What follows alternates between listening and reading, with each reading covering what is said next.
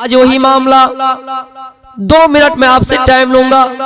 वही मामला यूपी के मौलाना मुकर्रिर थे, शोला बया बेबाक मुकर्रिर थे, जिनको दुनिया मौलाना जर्जीस के नाम से जानती है।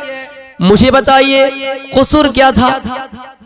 376 कितने ऐसे लोगों पर लगाया जाता है बलात्कारी का मामला, लेकिन यहाँ वसूल और जाब्ते देखे जाते हैं कि क्या क्या वसूल होना चाहिए। सबसे पहले FIR में जो दर्ज होता है उनकी बयानबाजी होते हैं, उनके बाद कोर्ट कचहरियों में दोनों तरफ से वकीलें अपनी अपनी दलीलें पेश करते हैं। फिर ऐसा होता है मेडिकल रिपोर्ट मांगा जाता है, मेडिकल रिपोर्ट मांगी जाती है, DNA टेस्ट कराया जाता है, फिर स्पर्म वगैरह का टेस्ट होता है। इन तमाम दलीलों को देखने के बाद किसी को अरेस्ट किया जाता है, गिरफ्तार किया जाता है, फिर जेल की सलाखों में डाला जाता है। मुझे मालूम है कि जिस आधार पर भी, जिस जुर्म पर भी उनको जेल में डाला गया, मैं इतना ही कहूंगा कि जो करता है कानून वो अच्छा करता है, जो भी करता अच्छा करता है, हम उनके फैसले का स्वागत करते हैं। लेकिन लोगों, मैं ये बताना चाहता हूँ कि जाती इंतकाम कैसे लिया जाता है, जाती दुश्मनियां कैसे निभाई जाती है।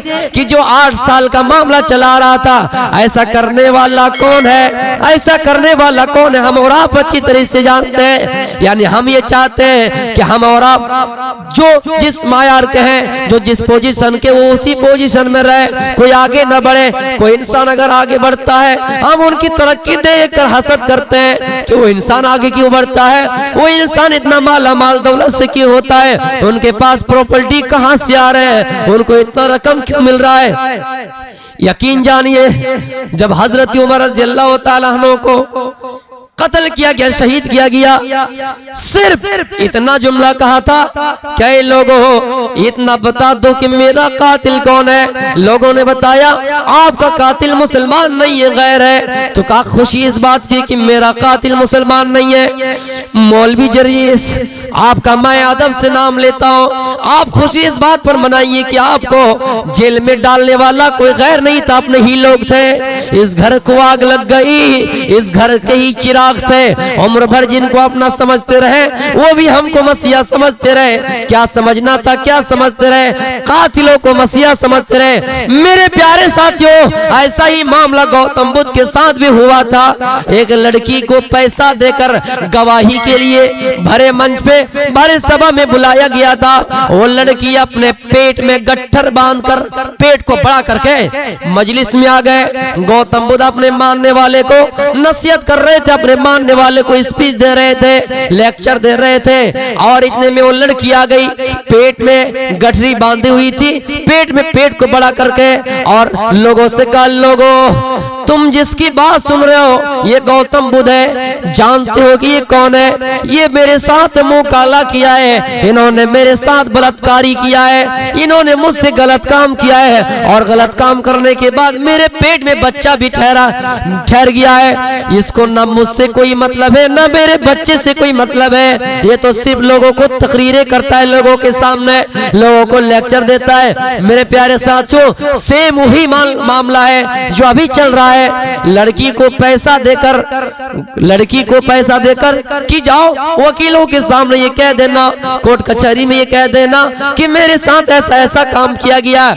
मैं किसी इंसान की सफाई बयान नहीं कर रहा हूँ, इंसान है, गलतियां उनके साथ होंगी जरूर, लेकिन कैसी जाति दुश्मनियां निभाई जा रही है कि हम इस काम में नहीं कर पाए तो इस काम में आपको बदनाम करेंगे, हम इस चीज में नहीं कर पाए तो उस चीज में कर पाएंगे। मेरे प्यारे साथियों, जब गौतम बुद्ध के बारे में उस औरत ने कह दिया कि इन्होंने मेरे साथ गलत काम किया है, इन्होंने मेरे साथ बुरा काम किया है, सब मजलिस खामोश रह गए, सन्नाटा छा गए। का गौतम बुद्ध आपने ऐसा किया है? गौतम बुद्ध कह रहे, लोगों मैं अगर कहूं कि मैंने ऐसा किया तो तुम सब मान भी जाओगे, अगर ये कहूं कि मैंने नहीं किया तो नहीं मानोगे। इसलिए मामला को आगे बढ़ाया जाए। जो सरकार है उनके पास ये मामला जाना चाहिए, जो राजा है, महाराजा है, उनके पास में जाना चाहता हूं, अदालत में मैं जाना चाहता हूं। फिर कुछ दिनों बाद अदालत में गए, लड़की एक तरफ है, गौतम बुद्ध एक तरफ है। मेरे प्यारे साथियों, लड़की ने बयान दिया कि इन्होंने मेरे साथ गलत काम किया है। गौतम बुद्ध ने कहा है राजा, मैं आपसे खिताब नहीं करूंगा, मैं लड़की से ही कहता हूँ, अरे फला लड़की तुम ही बताओ, क्या तुम इस दुनिया में हमेशा रहने के लिए आई हो? कहा नहीं। तो फिर सच्चाई बता दो कि तुम्हें किसने इतना रुपया दिया, किसने इतना रकम दिया कि तुम उन रकम में अपने आप को बेच दिए, अपने जमीर को बेच दिए, तुम खुद भी बिक गए और पैसे की लालच में तुमने ये अपने बारे में इल्जाम लगा दिया कि तुमने मेरे साथ गलत काम किया है। ऐसा कहना था, वो लड़की थरथराने कर कांपने लगी। कहा हकीकत में मुझे पैसा दिया गया है। फिर वो लड़की वहां से भागी, दौड़ती हुई पुलिस उनका पीछा कर रही है। जो उन्होंने पेट में गठरी बांधी हुई थी, पेट में कपड़ा बांधा हुआ था, नकली सामान पेट में बांधा हुआ था, पेट को बड़ा करके आया था, आई थी वो और लोगों से कह रही थी कि इन्होंने गलत काम किया, मेरे पेट में बच्चा है, नकली सामान लाकर पेट को बड़ा किया था। ये औरत जब दौड़ने लगी, भागने लगी, इतना दौड़ी कि जितना सामान उनके पेट में था सारा सामान निकल गया, सारी चीजें निकल गई। जाअल हक्कु व ज़हक़ल बातिल इन्नल बातिला काना ज़हूक़ा, हक आ गया, बातिल मिट गया। मेरे प्यारे साथियों, सच्चाई सबके सामने खुल गई। खुदा को, अल्लाह को, ईश्वर को ये राज खुलवाना था, लोगों के सामने दिखलाना था। लोगों, इस तरह के हालात पेश आ सकते हैं, इस तरह के मामला तुम्हारे साथ पेश आ सकते हैं। इसलिए हम और आप बगैर तस्दीक के, बगैर तहकीक के किसी को बुरा न कहें, बगैर तहकीक के किसी के बारे में बुरा ना सोचे। वह इंसान चाहे जैसा भी हो, लना आमालुना वलकुम आमालुकुम, तुम्हारे लिए तुम्हारा अमाल है, हमारे लिए हमारा अमाल है। तुम जिस कब्र में जाओगे उस कब्र में मैं नहीं जा सकता, और जिस कब्र में मैं जाऊंगा तुम उस कब्र में नहीं जा सकते हो। दुनिया का एग्जाम क्या है, दुनिया की इम्तिहान क्या है? हम और आप एग्जाम में बैठे हुए हैं, साथी को हमने कुछ हिला दिया कि सफला तुम फला जगह पे कुछ बोल के दे देना। मेरे प्यारे साथियों, हम उसको खरीद सकते हैं और वो इंसान उस जगह पे उसको बोल कर भी दे सकता है, लेकिन कब्र एक ऐसा गड्ढा है, कब्र एक ऐसी जगह है, ना आपको कोई जवाब पहुंचाने वाला होगा।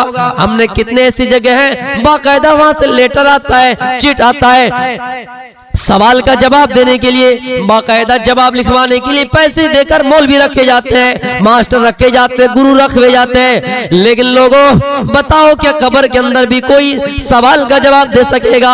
ये बताओ कि कब्र के अंदर कोई किसी इंसान की मदद कर सकेगा?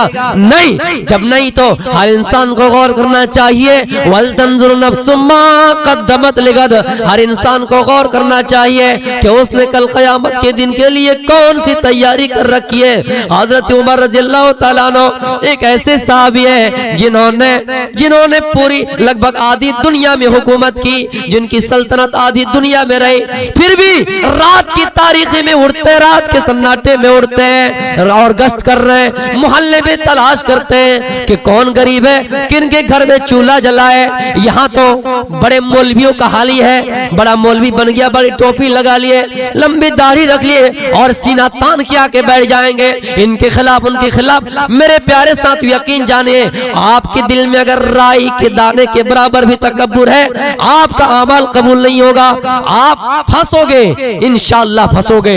इसलिए पहले अपने अमल को सही कीजिए। क्या अल्लाह ने आपकी इज्जत दी तो आप फख्र करेंगे कि अल्लाह ने आपकी इज्जत दी है? आप पढ़े लिखे तो दूसरों के ऊपर हथियार चलाएंगे, दूसरों को हकीर जानेंगे? नहीं। हजरत उमर रज़ियल्लाहु ताला अन्हु एक सहाबी है, फिर भी रात की तारीकी में उड़ते हैं और पता करते हैं। एक मौके पर एक बच्ची, एक औरत बैठी हुई है रास्ते में, सड़क में बैठी हुई है, उनका बच्चा रो रहा है। उनके रोने की आवाज अमीरुल मोमिनीन के कानों में आए। अमीरुल मोमिनीन दौड़े गए और कहा, फला तुम अपने बच्चे को क्यों रुला रही हो, तुम्हारा बच्चा क्यों रो रहा है? हट जाना यहाँ से। हजरत उमर चले गए, फिर कुछ देर बाद आया, देखा कि उनका बच्चा रो रहा। कहा, माँ आया, तू कितना जबरदस्त है, तू कितना खतरनाक है कि मैंने तुझे एक बार बोल कर गया, फिर भी तुझे सुनाई नहीं दी, फिर भी तुझे समझ में नहीं आई। उसने कहा, ऐ फला, जानते हो इस मुल्क के, इस इलाके के हाकिम कौन है? इस इलाके के हुक्मरान कौन है? इस इलाके का बादशाह कौन है? कहा, उमर है।